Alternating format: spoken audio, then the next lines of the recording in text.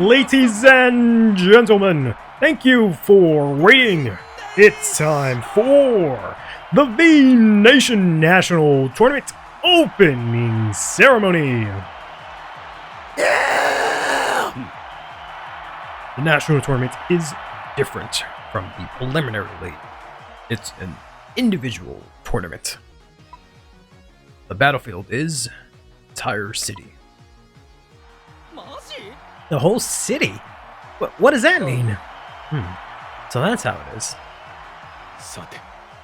Participants will wear this V watch during the fights. You will start with 2 points. Each victory in a fight will earn you 1 point. The losing fighter will have 1 point taken by their opponent. And if your points reach 0, they are eliminated. After 3 days of fighting, the one with the most points will qualify for E Nation World Grand Prix. I see. A tough survival challenge. This is going to be a grueling competition. Sounds fun. That's all. I wish all the fighters the best of luck. Yeah! It's fucking Duelist Kingdom! It's finally starting, sis. Yeah. Just so you know, no lose intended. Hisato, Gaku, let's do our best. You don't have to tell me.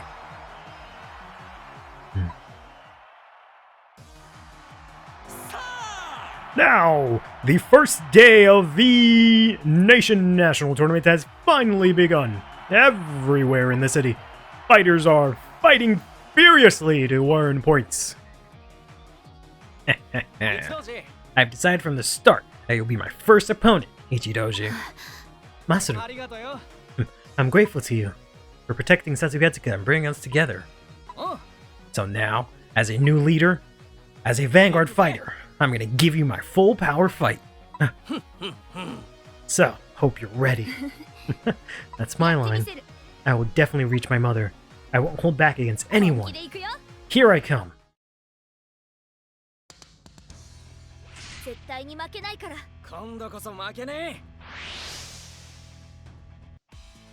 Okay, so we're taking on Masaru here. Yeah, we can go first. I think that's fine.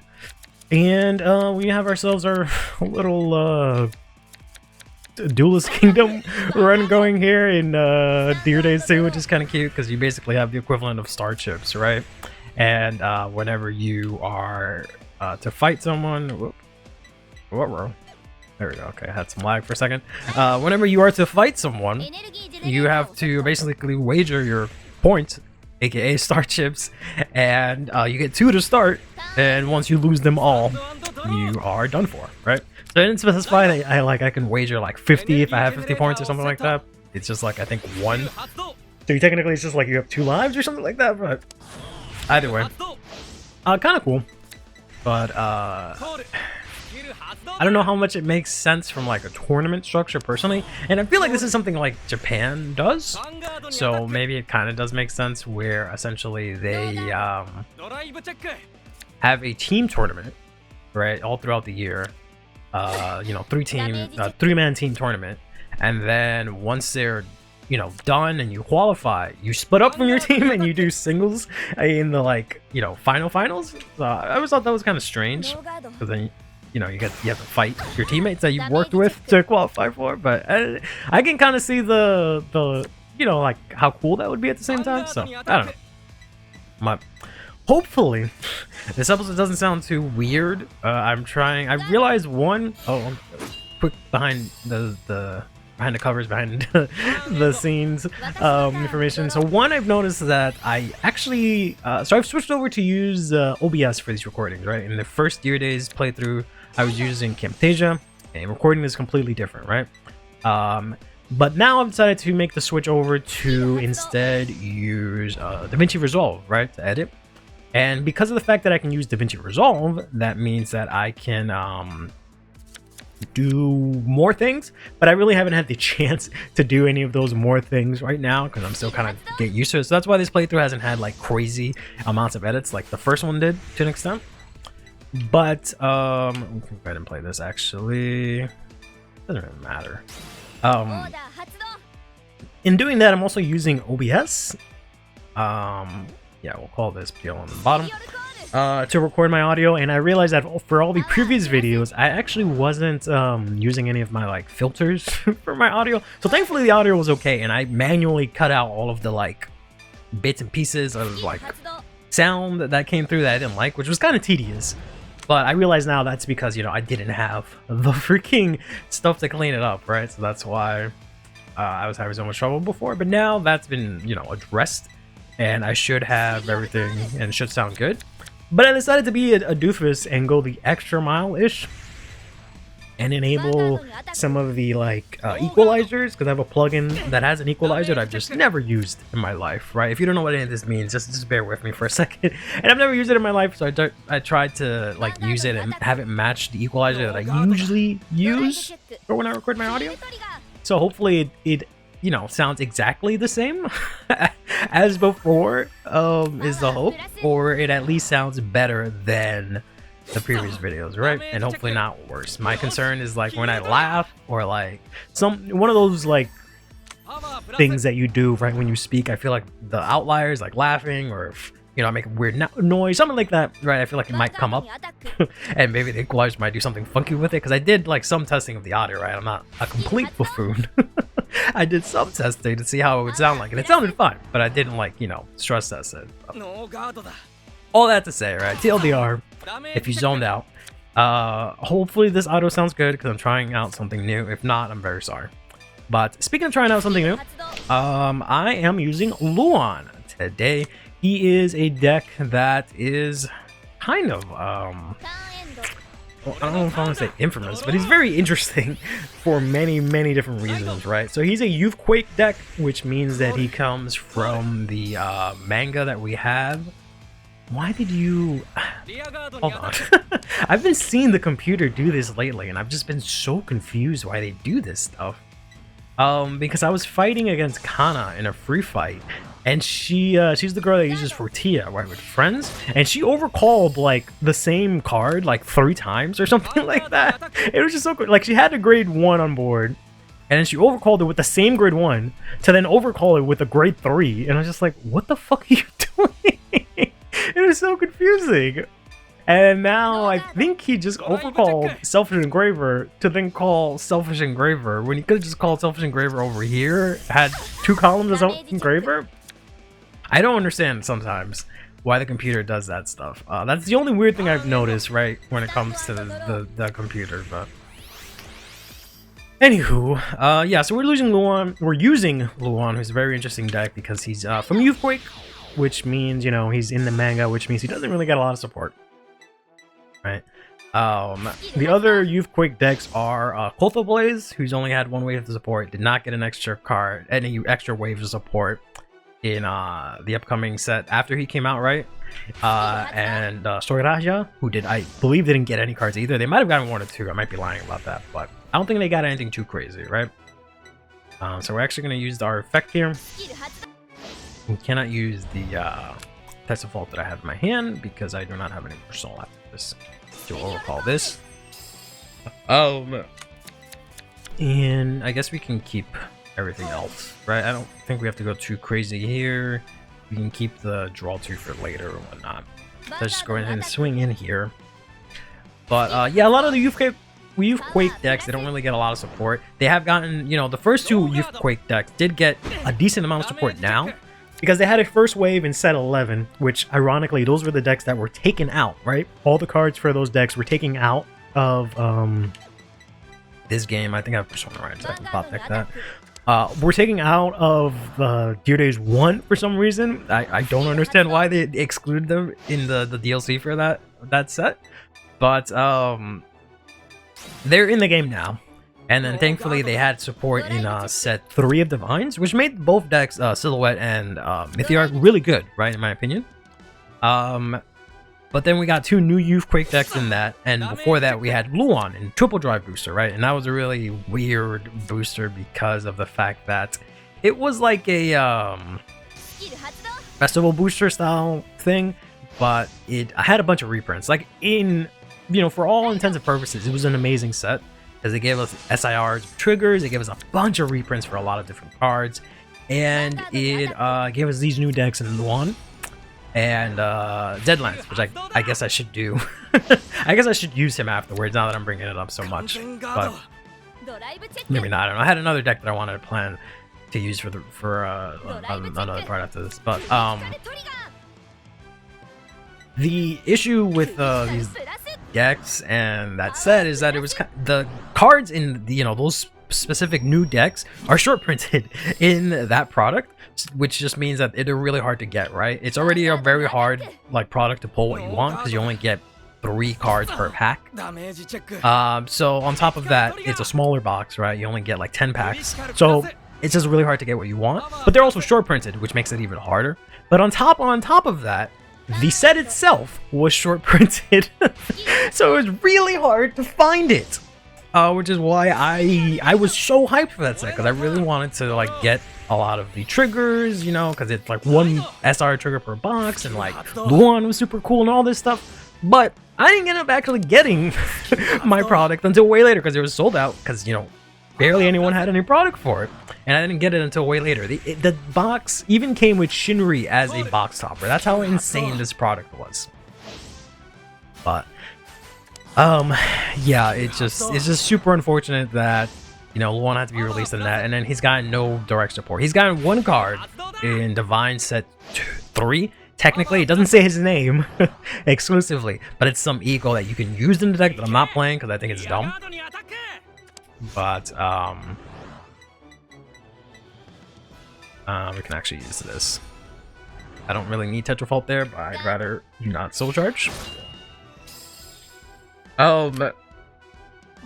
Yeah, so it's just really unfortunate that the deck hasn't seen hasn't been able to exist at all, because on top of all of this, on top of all of that I just said, the deck was also immediately overshadowed by Luard when he was released, right? Because Luard does basically, the decks are very, very similar and play a lot of the same cards. Specifically, ironically, the only other piece of support, aside from that 1 eco that I talked about, that Luan received is Saragon. Saragon is actually supposed to be a card specifically for Luan, right?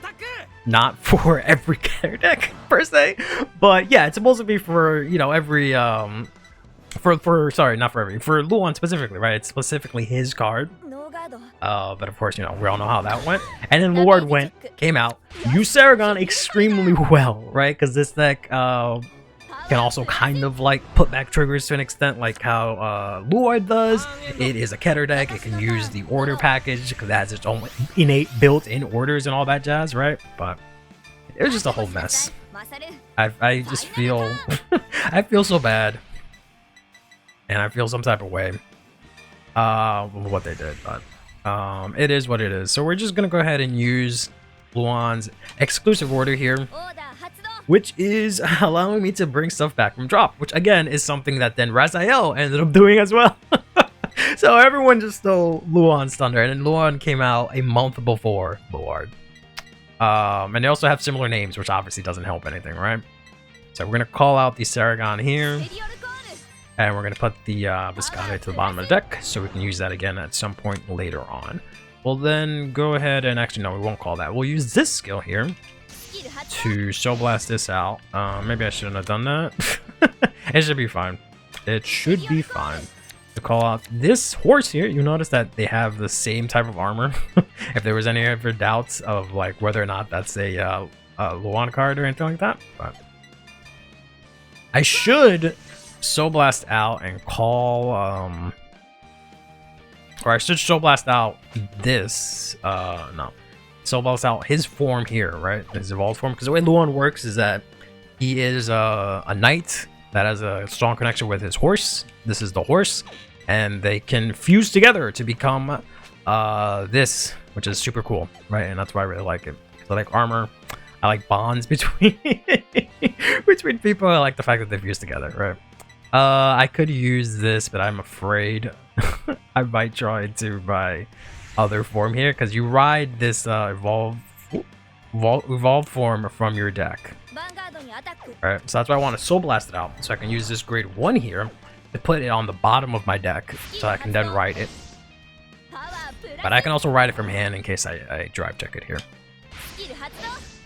I did not Persona Ride, which is a bit unfortunate, because obviously Persona Riding is good, but in order to, you know, fuse with my horse, the horse goes into my soul, and when the horse goes into soul, literally like mechanic of soul, he gives the Vanguard the ability that if you Persona roll this turn, you get an extra drive, right? So, a bit unfortunate. Interesting. I guess I'll add Persona Ride to hand, and then we'll attack here. Use the skill of, what was your name again? Benediction Save, that's right. We'll use Benediction Sage here to put any cards with Luan or Maris to the bottom of my deck. So this is Maris the horse, this is Luan, and when they fuse together they become Luan Maris, which is pretty cool. So they have both the names, technically, right? So if a card asks for either or, he counts as both. We're gonna get a critical trigger that we'll put here on the Tetrafall. Who is, yeah, she should be able to activate her effects. So she's gonna get an extra 10k because I have 4 units and my opponent's on grade 3. And then we'll activate Luan's effect here to counterblast 1, put Maris into the soul in order to become Luan Maris, who is a grade 3 that you can ride from the deck. Can you ride this from hand? I think you can't, right? No, you can, okay. And he gets plus 10k. Also, very cool, very interestingly, whenever you drive check, your cards go to the bottom of your deck. They don't go to your hand, just like Vanguard 0. So that draw trigger that I just checked is not going to come into my hand. It's going to go to the bottom, so I can check it again if I see it again, which is super cool. I'm also going to hit a heal here. I don't know why I put the crit over there. I should have put the crit on Vanguard, but alright, that's fine. I don't know, I thought he critted the attack for some reason, but anyways. I lost. You're really strong after all, Masaru. I tried to act cool, but I guess I'm just me. To be honest, I thought, what's the point of being me in the Nationals? Like you, I don't have a grand goal. I was wondering what I wanted to do. I was just a burden to the team, always losing. But after fighting with you, I found what I want to do. Even though I keep losing, it's totally fine. Even someone like me can do Vanguard. I want to keep showing that. Masaru, I've lost an unbelievable amount. Even if one person wants to start Vanguard because of my fight, that'd be amazing. I'm glad I left the leadership to you, Masaru. Huh? But I'm not strong at all. I just lost again. No, I think you love Vanguard and think about it more than anyone else. That's why... And the national tournament just began. It's still early, right? Of course, let's go! I'll show you my fight, my way of life. Yeah, that's the Masaru I know. Thanks to you. Thank you, Ichidoji. Yuki Ichidoji! She secured a brilliant victory against Masaru Kita. Yuki. I won't lose either. I can't lose. Stop it. Please, give me back my cards. Hey, you promised to give me the cards if I won the fight, right? Come on, hand them over. I'll take you on. If I win, you give the kid his cards back. Who the hell are you? Hey, Noodlehead? You think you can beat us 2-on-1? Bring it on.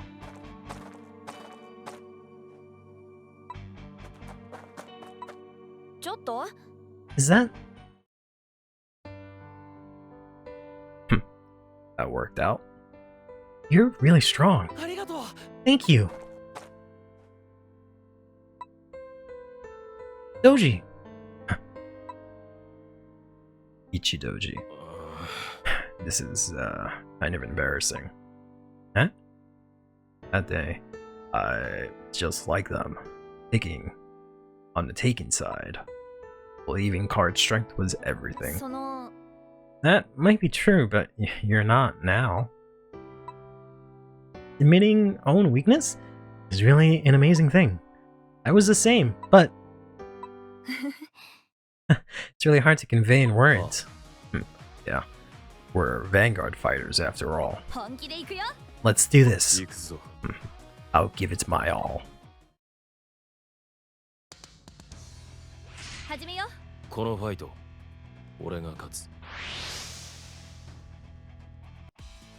Alright, let's take on Doji here. I don't know if it really matters for Luan. Like, I guess going second isn't horrible, so we'll just go first, right? Luan kind of does what Luan does.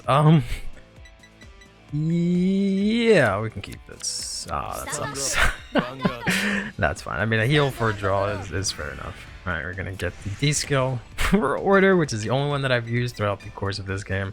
I still think I can use these skills, but I'm just gonna not to. Maybe afterwards. I said before, like, maybe I'll do it for the sake of preservation or for the sake of not monitoring it, but documenting the bugs that have been in this game. But I feel like other people are doing that. It's not really that important.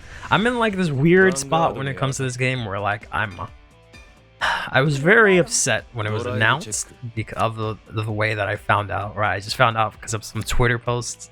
Then eventually there was like an official announcement, and I was like, all right. Then we found out the game was going to be $70 again, and all this other stuff, and it doesn't have crossplay, and I was like, all right. Then we started to get no information, and I was just like, yeah, this sounds rough. This sounds about freaking right. But you know, it kind of is what it is. I don't know. I was unfortunately a bit optimistic, right? Because of the fact that I saw that they fixed some of the bugs really quickly, right? And I thought maybe there was some hope, and I saw originally that they had spectating and that they supposedly want to do some sort of push for like tournaments and stuff.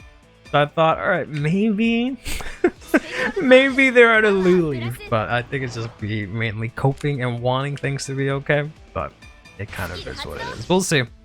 Because right now they still have a couple of bugs they have to fix, right? They've sort of mentioned that they're gonna fix them. Whether or not they actually do is like a whole different thing, right? And then they not only have to do that, but they also have to address the fact that spectating was originally in the game, or at least an option for it was shown off both in the trailer and when the game was first released. But they ended up removing it because I guess it wasn't working. That and also match replays were supposed to be available, right? At least for, I don't know if it, you know, to what extent, but at least to the point where if you make a room, you would be able to view replays, right? And no, you know, spectating and match replays are two of the biggest things that I was asking for Dear Days 1, aside from the obvious, you know, things as the game should be cheaper, DLC should not be that much, right? That kind of stuff. Those were the two things that I was just expecting for them to have in this game, but we don't exactly have that right now, but there is some hope, right? But the third one was like crossplay, and I don't understand how we're possibly going to be seeing any sort of tournament support for this game, right? According to Bushiroad, right, they want to do that when you have two different versions of the game and they cannot interact with each other. And then I found out recently that this game is also to some extent region locked as well. So not only do you have to be on the right system to play someone, but you also have to be in the right region, which is like completely asinine to even think about. Because what's the point of me getting this game to play Vanguard virtually if I can only play with people in my same region? Like, I might as well just play physical Vanguard at that point, right? But I'm just rambling at this point. So we'll see what happens. We're fighting against Doji here. Or I guess I should be saying Doshi, right? I keep calling him Doji, which is probably not correct. It's fine, I don't really care. I've gotten to the point where I've just said every card and person's character's name incorrectly. It's just like it just is what it is, right? Alright, so we're gonna unfortunately lose Biscotti. I would have liked to draw here. I think I'm going to have to, I guess, discard the Luan Maris here so that I can try and put it back into the deck. Unfortunately, I don't really have a way to get it. I have one soul that I can't really use right now for anything else other than for this effect here, so I can get my extra attack. So Soul Blast 1 here to call out the Luan Maris. Sorry, to call out the Maris.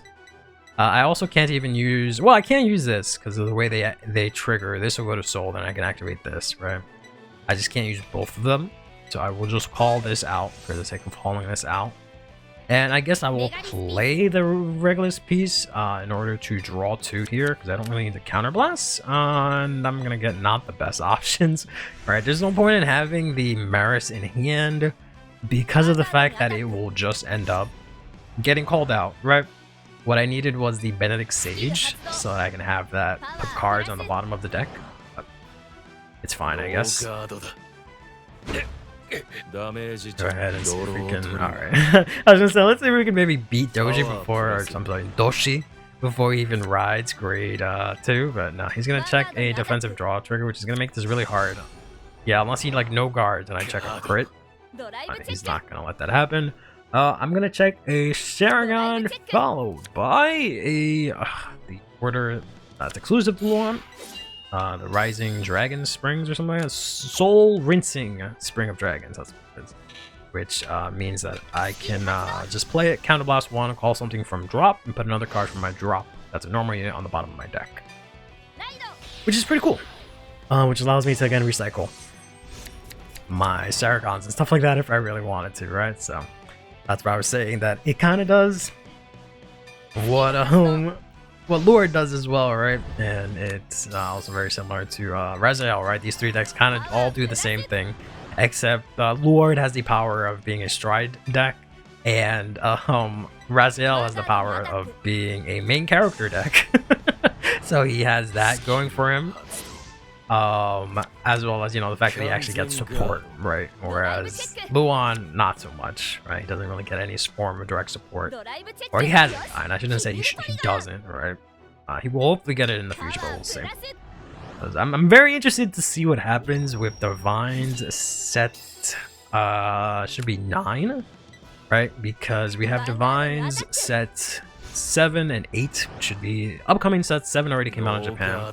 Those should be anime specific sets, and then we should get our Craycross Epic / Encounter / Youth Quake / maybe Skyridge set, or just manga set, right? And that's what that set has been used for historically.